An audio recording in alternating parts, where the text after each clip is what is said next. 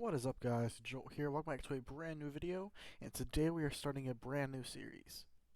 I'm going to be teaching y'all how to create a game in Java. Let's get started. Um, I already have Eclipse installed. I can't really go through the showing of how Eclipse, like the installation of Eclipse because I tried recording that and Eclipse won't actually let me download anything for some reason. So I am just using my pre-done or my pre-installed Eclipse. So you can use any IDE you want. You use Visual Studio. You can use really anything you would like. I personally use Eclipse because I find it the best for me.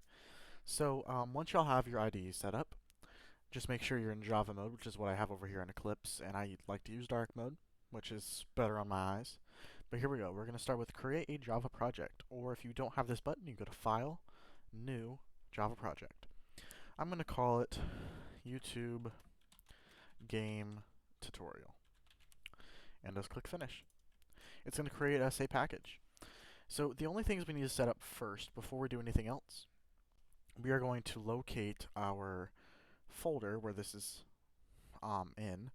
So actually, we don't actually need to do that. We can just go to YouTube Game Tutorial, New, Folder, and do res, R-E-S, finish. That'll create a folder named res, and the only other setup needs to be done is go to build path, configure build path, then you are going to go to libraries, and go to add class folder, res. This will allow the game or anything we make, to access the res folder while it is running. It will allow us to do that. So let's get into programming. Now, if y'all saw the title of the video, we're going to get the display working today. Just the basic display, get it working and showing up on the screen. So let's do this. So we're going to make a new package, and the package will be called main. So our main package. Now we're going to have two classes in here, game and launcher. So our first one we're going to create is launcher. So this is going to contain our public static void main method, which will start our program. If you know anything about Java, this is how it calls beginnings of programs, is using this main method. So we start that, and we're also going to create a final up here, a final variable, a final string, called version ID. This will allow us to, once we work on the game, to create different versions of the game. And we're just going to name it for now 1.0, because it's the first episode. And I'll probably change this for you as the episodes go along, so we have 1.0 however long this series goes. I don't know how long it's going to be. So let's start with our actual main method. So we're going to call into our game class, which we have not created just yet, but we are going to call into it. So it'll be game is equal to a new game, and game is going to take in a string and two integers. So the string will be YouTube. Well, this is the title. So let's do YouTube tutorial, and we're going to add in. Did let me do that? We're going to add in that little variable we made up there, and we're going to give it a size of 960 width, 720 height. And we can't do anything just yet because we don't have access to that class yet. So we're also going to do game.start. Well, let's go ahead and create game class. So go back over to main, new, class, and we're going to call it game. So the first thing we're going to do in game is we are going to implement runnable, which will allow us to run the game in a thread. So this is going to need a run method, so we're going to add that. And just so you know, if y'all hear me stop talking for a sec, I am looking at the code I already have because I have done this, and I'm basically having it on my second screen, and I'm just running through it. Because this is the same kind of code I use for my Survive or Die. I made tweaks to it based on what I need for this, and what I need for this series, and what I need for Survive or Die. So the first thing we're going to create an actual public game method, which will take in string title, int width, and int height. Boom. And we're going to do this dot width is equal to width, which we can't actually do just yet. We haven't created our variables. Let's create our variables. We're going to do a private integer width, height, and we're also going to create a private string title. Okay. So those are our main variables. We're going to do this dot width is equal to width, this dot height is equal to height, and this dot title is equal to title. So basically, whenever we create game over here, we give it the title, which is this part before the first comma. We give it its width, which is 960 pixels, and its height, which is 720 pixels. And we go back over to game now. We're going to create let's work on making our start method, which will get rid of this error, and we can then move on. So our start method is going to is going to be a public synchronized void start. So I'm not actually sure what synchronized means, if I'm being completely honest. I'm just doing that because when I was trying to figure out why this wouldn't work originally, I looked it up and it said I need to do that. So running, we haven't actually created that variable yet, but running is going to be a Boolean variable, which will tell us, of course, when the program is running. So we have public Boolean, private Boolean running. So if it is running, if it is running, it cannot start again, basically. So if it is not running, we're going to start the program. So we'll say running is equal to true. We're going to create a new thread, which we need to create a thread variable as well.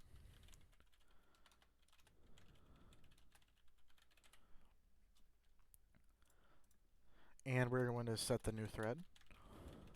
And then we put in a runnable class, which is this class, which will allow the thread to be linked to this class. And then we're going to do thread.start and return. So now we just started the thread. So might as well, since we just created a stop or a start method, might as well create a stop method as well. So to close the program out at the very end. Alright, so and this can be the opposite. So if it is already not running, we can't call stop again, so we're going to return. So we can't call it to stop if it's already been stopped. I misspelled synchronize there, so don't do what I just did. And let's go ahead and do this. So we're going to set running equal to false. And we're going to have to put in a try catch statement here, because what we're about to do could possibly cause a mess up. We're going to join the thread. Not actually sure what that means, but again, it's something I had to do to to get this to work. And it's going to cast an interrupt exception. Again, with exceptions, I don't really know what they mean, but I'm just doing this because I know it works. Alright, so that's basically that. So let's go and fill in this run method. So we will need this is going to get kind of confusing. I'll do my best to explain it. This is going to create basically like the frames per second and the ticking mechanism. So we're going to aim for it to run at 60 FPS. But we also need a way to tell what time it is in the system and how many ticks we've ran. So this is the code we're going to do. Like I said, I'm going to do the best I can to explain it. So we need a double named time per tick, and it's going to be equal to 1 billion. So 1, 2, 3, 1, 2, 3, 1, 2, 3. That is it should be 9 zeros, and that's going to be divided by FPS. Now I'm just going to put a comment down here for y'all. It is the nanoseconds in every frame. So when you divide this, it's going to be a weird number. I think it's maybe like 16 million or something like that. And basically that's how many nanoseconds are in every single frame, because your computer runs on nanoseconds, basically. So we're then going to get our double named delta, which delta is just the change. That is what delta means in math. It's just the change. Now we need a long number, which will be the last time. Now this is the time in nanoseconds from the current time. So if we ran that right now, it would take the 3:30 p.m., which it currently is. It's not that time whenever y'all probably see this, but it takes the current time that this program is run in nanoseconds. The nanoseconds since January 1st, 1970, basically. So the current time, basically. And it takes that time. Now we're also going to create a timer variable. These are just a bunch of different variables we need. Also our amount of ticks that have been ran. And here we create our actual while loop, which will be running while the game runs. So while running, we're going to do this. So long, we're going to create a long name now, which will tell the current time. And then we're going to do delta. So we're going to work with delta. So delta plus equals. So it'll be now minus last time, which will tell us the difference between now and a few milliseconds ago. And we're going to divide that by the time per tick. Perfect. So that tells us the amount of ticks that have passed since the last time it ran around. When I say ran around, since the last loop. So plus timer plus equals, we're going to add now minus last time. So it's just the same thing, but in actual units of nanoseconds instead of ticks. And then we're going to do last time is set to now. So when this runs again, it will be set to now. So, because this part up here, last time, is never going to be called again until the next time we actually start the program. Alright, so we're going to do this if delta is greater than or equal to 1.0d, which should be basically every time there's one tick. Every time there's a single tick, this runs. We're going to say if the ticks is greater than 60. So every second, we're going to do delta minus minus, which will basically just stop. It'll basically restart it, and it won't do anything else until delta is greater than 1 again. Now we're going to go and run our tick and render methods, which we have not created just yet, but we will. And then we're going to do ticks plus plus. Our delta minus minus, it's going to go down again. And then we are going to end that out and finally go a couple more things here. So we're going to check if the timer is greater than or equal to, how big is this number? If the timer is greater than or equal to 1 billion. So basically, if the timer has already went 1 second, we are going to print out our FPS. So FPS plus ticks. Okay. We have set ticks back equal to 0, and we're going to set timer back equal to 0 as well. And then once we exit out of this, so whenever we stop running, whenever the while loop ends, is when we will stop the program. Now there is one bit I have not done yet as well. I did not put in our init method, which will create all of our main classes for the game. So our player class, our world class, stuff like that. So we have to create init, tick, and render. Let's go ahead and make init. So our init method is just going to create our display, which we still haven't created our display yet, so this is just going to be left empty for the time being. We need our tick method, which we need the display for to tick, and we need our render method, which render will not be doing anything until the next episode when we actually put stuff on our screen. So the next part we're going to actually go over to back up to source. We're going to create a brand new package named display. And what do you guess we put inside of it? A display. So in display class, we are going to create a few things here. So we're going to create a private JFrame object named frame. We're going to create a canvas object, which will allow us to draw to that frame. We need a string, which will become the title. And then we need an integer and a width. We need integers for the width and the height. Now, on Eclipse, there is a keybind called Control-Shift-O, which will do all the imports. So that I press that and it imported canvas and JFrame for me. I don't know about any other ID if y'all are using any other ID. Alright, so now we're going to create a public display. String title, int width, and int height. So it'll take all of those things in. We're going to set this.title equal to title. This.width is equal to width. This.height is equal to height. And here's where we have some fun. We're going to do a create display method in just one moment. And here's something weird that I have to do because I don't know if it's just for me, But to avoid this, I have to open any app I do in administration mode. So we do image.io.set cache directory to a new file, res cache. Now I'm not sure what goes on here, but this will basically allow your cache to be set up in your res folder, because for some reason when I don't do that, it gives me an error. I don't understand why. We're just gonna create a cache folder, and it'll be right there. It'll be in your res folder whenever you open it up. Just don't mess with that folder. It'll be fine, but it'll just be sitting there. I don't think anything actually gets written in there other than when you're actually using the game, though. And I think they're hidden files as well.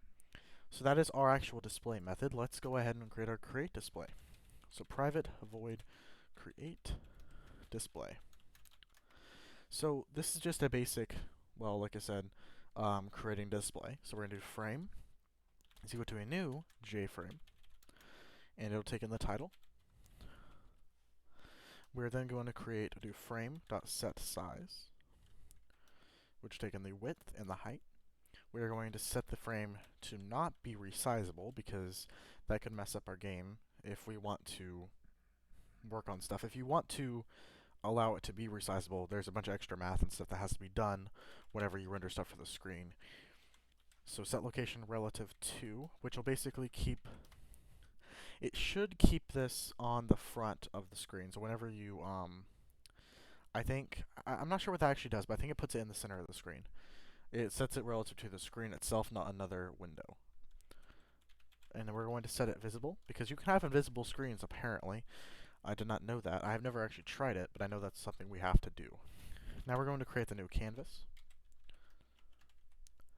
Then we are going to just do a bunch of things for the canvas. So we're going to do canvas.setPreferredSize, which will be a new dimension.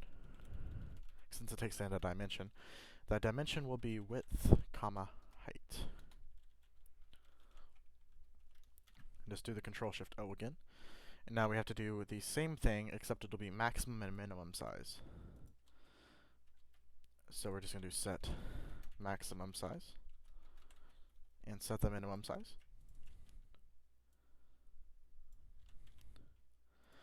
And now we're just going to do a couple more things here. So canvas.setFocusable. We're going to allow it not to be focusable. We're not going to allow that. Frame.add. We're going to add the canvas. So we're done with the canvas, and then we're going to do frame.pack. Now the last couple things we got to do, we're going to go down here, right click, we're going to go to source, create getters and setters, or generate getters and setters. We're going to create a getter for canvas and frame. And put those in there, and we are done with the display class. All we have to do now is create it in the actual display, or the actual game folder itself. So let's go and do that. So for that, we're going to go down to init. We're going to expand it and do display is equal to a new display, title, width, height. But we also have to create display up here as well. We're just going to create that with the thread up here next to it. Go ahead and import that. And that's all we have to do with that, because it automatically creates the display. And then let's go ahead and do our tick method here. This is our actually last bit of this tutorial before we open it. So display.getFrame.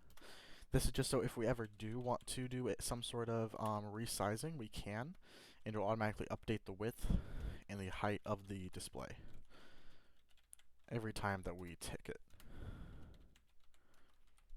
And the last thing is if the display is not showing, so if the display is actually, if you close the display, this will actually exit it out. Boom. So that is it for this tutorial. Let's go ahead and open this up. If you ever get this error, just go to YouTube Game Tutorial, right click, run as Java application, and boom. We have YouTube Tutorial 1.0, a blank screen, and we have it printing out FPS 60. So in the next tutorial, we are going to put something on the screen.